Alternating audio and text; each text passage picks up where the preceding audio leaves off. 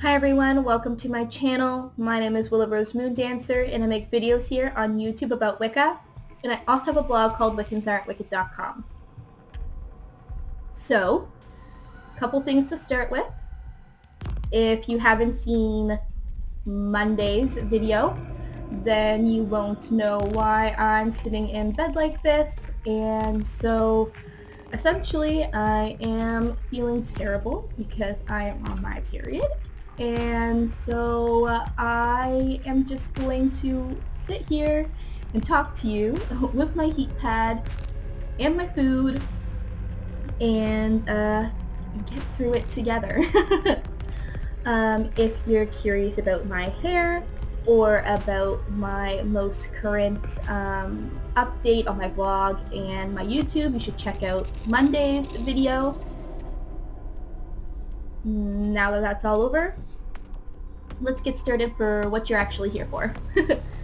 So, today I wanted to talk about Ouija boards. It is the Halloween season, and everybody loves a little bit of good necromancy now and again. And a very popular method of necromancy is the Ouija board. I'm going to start off by giving my humble opinion, which you can take with a grain of salt if you'd so like. And then I'm going to discuss some rules, some negative signs that can come up while you are doing a Ouija board session, some things to consider while you're having your session, and certain things that you shouldn't ask.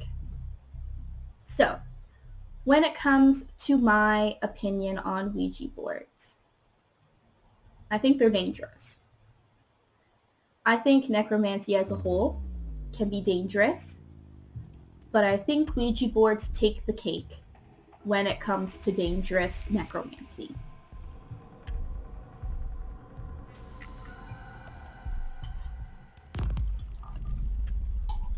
And the reason why I think this is because Ouija boards are sold as a game.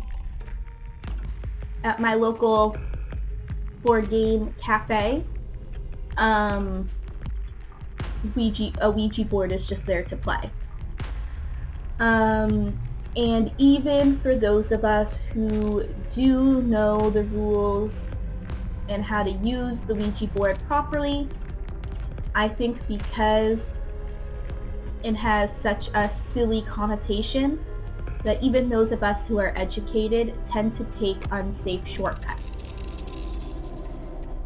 So I think that when they are done completely right, that they could be a helpful tool, but I think very few people do it completely right. So that's my 2 cents worth. If you would like to use the Ouija board and you would like to make it completely safe, we will talk about how. So when it comes to rules, I have 4 main rules. First one, no in particular order, they're all equally important. The first rule is that you should never invite a spirit to manipulate anything in your room or anything in the physical world in general. So that means don't ask them to make the candle flicker. Don't ask a spirit to move something. Don't ask a spirit to touch you. Don't do any of that. When you do that, you are inviting them into your physical space, and it's going to make it that much harder for you to get them to leave if they don't want to.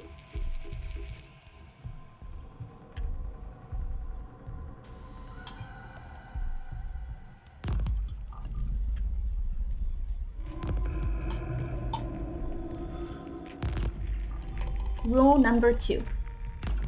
The planchette should not be taken off the board, or your hand should not, I don't know how to word this properly.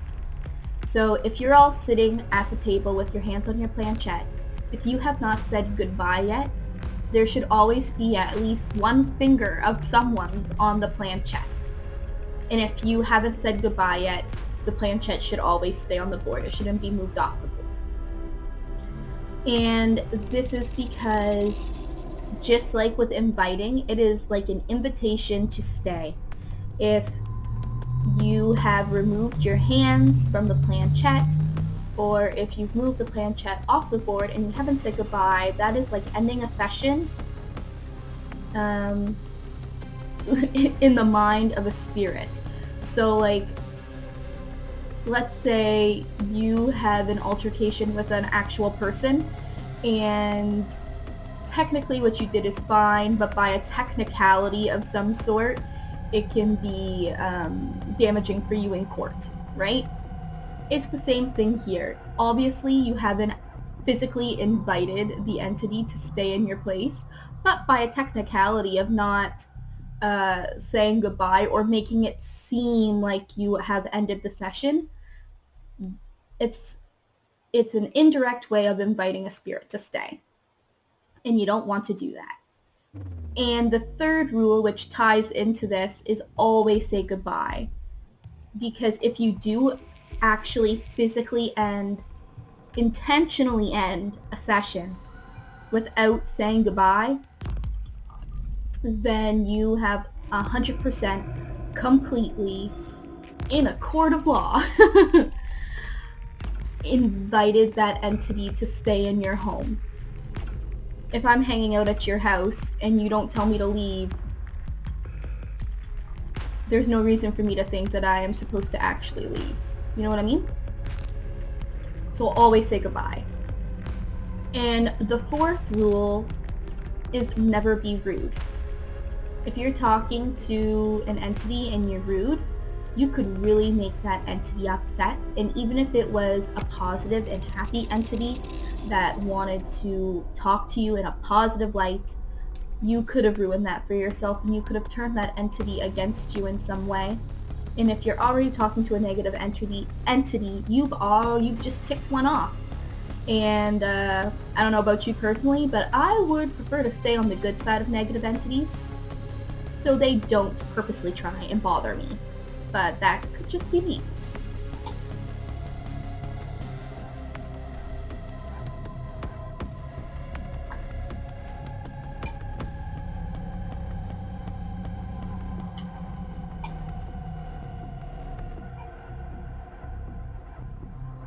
The next thing that we're going to talk about is signs that you're talking to something negative. So, if you have your hands on the planchette and the planchette is counting down through the numbers, or it's just going through the alphabet, it's not giving you a number for a reason, and it's not spelling any words, it's literally just going through A to Z, you want to end the session immediately. That is, from my research, has said to be a sign that you are communicating with a negative entity. The second sign is if that entity, or if the planchette is moving in a figure 8, like an infinity symbol. It is also thought that the planchette making an infinity symbol is another sign of a negative entity. I personally don't know the reasonings other than just people's personal experience, but that is what I found. The third sign is if you ask their name, or for whatever reason it starts spelling out Zozo. So Z or Z, whichever one you want to call it, Z-O-Z-O, Zozo. That is said to be the name of a very well-known entity that likes to mess around with people through Ouija boards. If you get that name, you should end the session immediately. And the fourth sign that you are talking to something negative is if you ask them how old they are, and they say that they're 0 years old, or that they've never been born. Because if you believe in demons, that could be a suggestion that they have never been a physical human and that they were born straight from hell. So, and obviously, if you get any of these signs, you should say goodbye. You should not continue this session. It is a dangerous session to be in. The next thing we're going to talk about is different tips, different things that you should consider before, after, during your Ouija board session.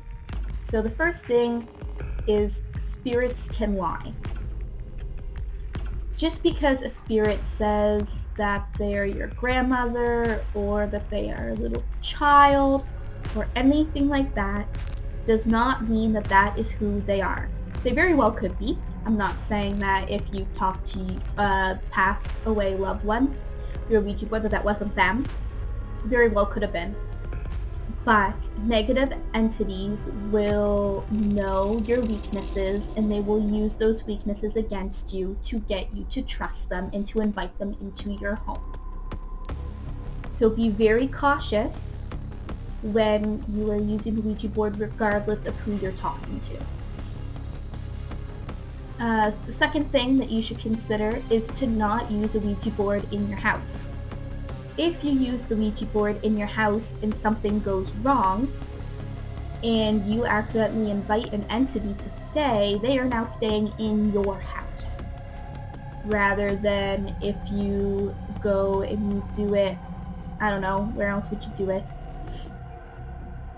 Outside, somewhere in the forest, or if you're doing it at the board game cafe, or you're doing it in some abandoned building. I don't know. I've never used a Ouija board. I don't know what places people might use a Ouija board in.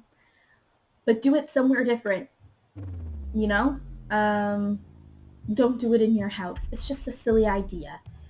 It's like insurance, You hope it never happens that, you invite someone into your house. But just in case you might accidentally, just don't do it there. Third thing that you should consider is having one person to be the question asker. It's going to become very overwhelming for the group and the entity in general. If everybody is just shouting out questions, you're not going to know what question the entity is answering.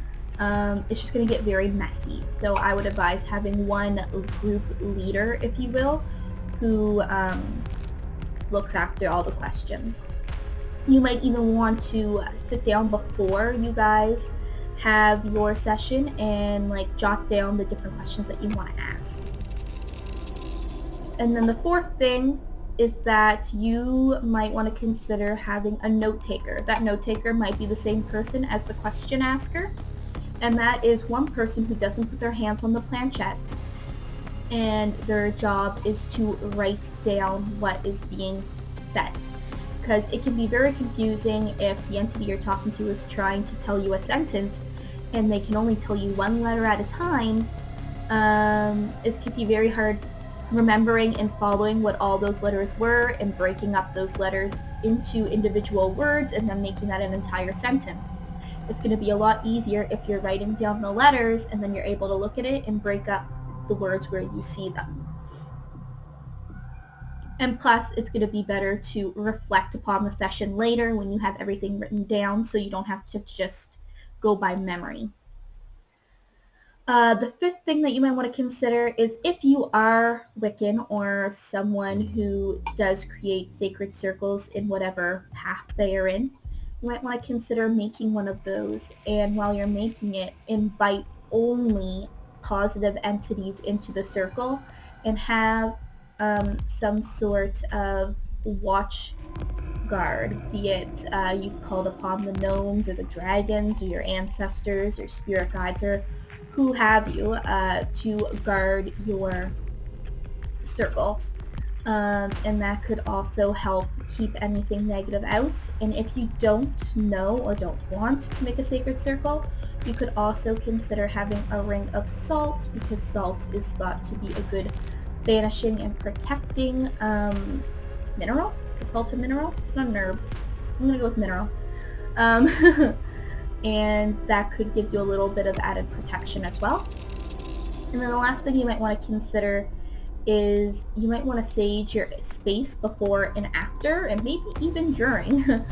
That way you can clear any negative energy out before you start to help make it so you are less likely to have negative energy during the session. And then, just in case any negative energy did come during the session, you would probably want to sage at the end to clear it again.